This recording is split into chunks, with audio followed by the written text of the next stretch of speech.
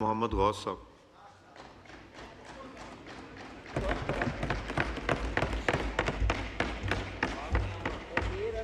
बिस्मिल्लाहिर्रहमानिर्रहीम।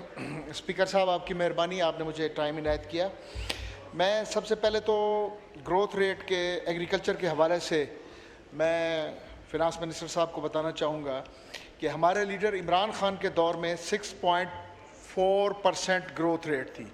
एग्रीकल्चर पे? जी agriculture G food पे 6.4%, और अब जो है 0.56% है। ये मिनिस्टर साहब लिख लें। फूड सिक्योरिटी के मिनिस्टर साहब सुन रहे हैं जी। इनसे मेरी कई दफ़ा मुलाकातें हुई हैं। ये हमेशा मजबूरी जाहिर करते हैं, बाकी मैं डिटेल नहीं बताऊंगा। हाँ, वो नहीं, वो मुझे अलग बताइएगा। ये मजबूरी जाहिर करते हैं।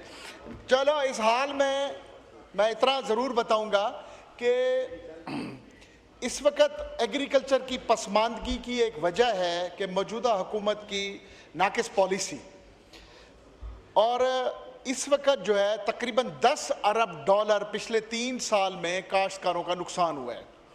2200 अरब रुपया गंदम में हुआ है, 300 अरब रुपया गन्ने में हुआ है, और बाकी जितनी भी फसलें हैं मुख्तलिफ, और सब में ये नुकसान हुआ है। तो पाकिस्तान एक एग्रीकल्चर मुल्क कहलवाता है, और आज तक 76 साल की हिस्ट्री में आज तक एग्रीकल्चर की कोई पॉलिसी नहीं बनी।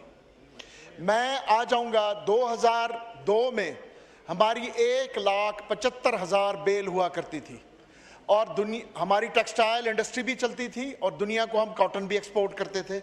और पिछले साल हमारी 45 लाख बेल थी। हिंदुस्तान 2002 में टोटल 40 लाख बेल उसके काश्तकार पैदा करते थे, आज 3 करोड़ से वो तजावुज़ कर गए हैं। तो हम अगर खुद कुछ नहीं कर सकते तो कम अज़ कम मैं यहाँ अर्ज़ कर दूंगा इस फोरम पे कि एग्रीकल्चर के हवाले से, पॉलिसी के हवाले से हम हिंदुस्तान की ही नकल कर लें। वहाँ जो यूरिया का रेट है वो 800 रुपये बोरी है, और यहाँ 5,000 है। अगर उसको डबल करेंसी भी कर लें तो 1,600 या 2,000 की बोरी बनती है। इसी तरह DAP यहाँ 13,000 की है और वहाँ 3,200 की है। ट्रैक्टर जो है वो मैक्सिमम 16 लाख से ऊपर नहीं है, और यहाँ 45 लाख का है। काश्तकारों का असल मसला जो है, स्पीकर साहब, काश्तकारों का असल मसला जो है, उनकी कॉस्ट ऑफ प्रोडक्शन बढ़ चुकी है। जो उनके ज़ेरे इस्तेमाल अद्वियात हैं, खाद है, ट्रैक्टर है, ट्यूबवेल की बिजली का रेट है, वो इतने वारे में नहीं है कि वो इतनी सस्ती चीज़ें अपनी प्रोडक्शन बेच सकें। और जो काश्तकार के साथ जो सबसे बड़ा जुल्म होता है, यहाँ कोई भी प्रोडक्शन की जाए, कपड़ा, जूती, कार, गाड़ी, कोई चीज़ आप मार्केट से लेने जाएं तो उस पर टैग लगा होता है कि ये हम इतने की बेचेंगे।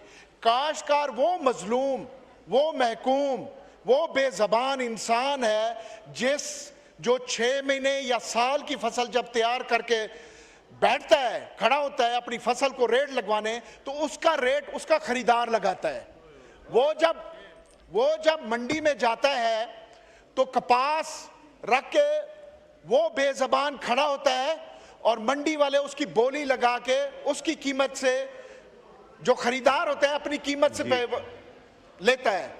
इसी तरह शुगर केन का जो ग्रोअर होता है, उसका खरीदार शुगर इंडस्ट्री माफिया है, जो टोटल 80 शुगर मिले हैं और 26 से 27 खानदान हैं।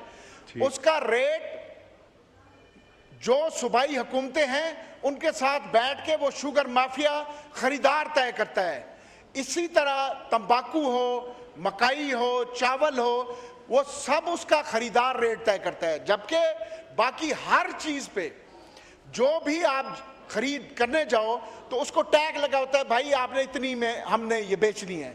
तो इस बेज़बान काश्त लिए ये एक पॉलिसी बनाई जाए 10 साल, ताकि 10 साल में एक पाकिस्तान की एग्रीकल्चर मुल्क हैसियत होने की वजह से कि 10 साल में ये होगा, अगले 20 साल में ये होगा, अगले 10 साल एक पॉलिसी देनी चाहिए। और ख़ास तौर पे काश्तकार को जो है किसी भी की ज़रूरत नहीं है, किसी किसान कार्ड की ज़रूरत नहीं है।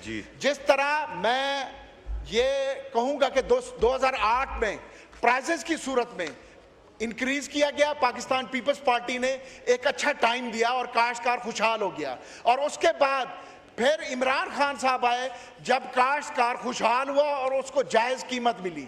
तो मैं ये अर्ज करूंगा कि उसको जो ये एक हुकूमती पॉलिसी से 4000 गंदम से 2000 कर दी गई है, गन्ना 400 से 350 300 खरीदा गया है। ये जालमाना पॉलिसी और सरमायादारा निज़ाम से इस काश्त बचाया जाए। Thank you ji.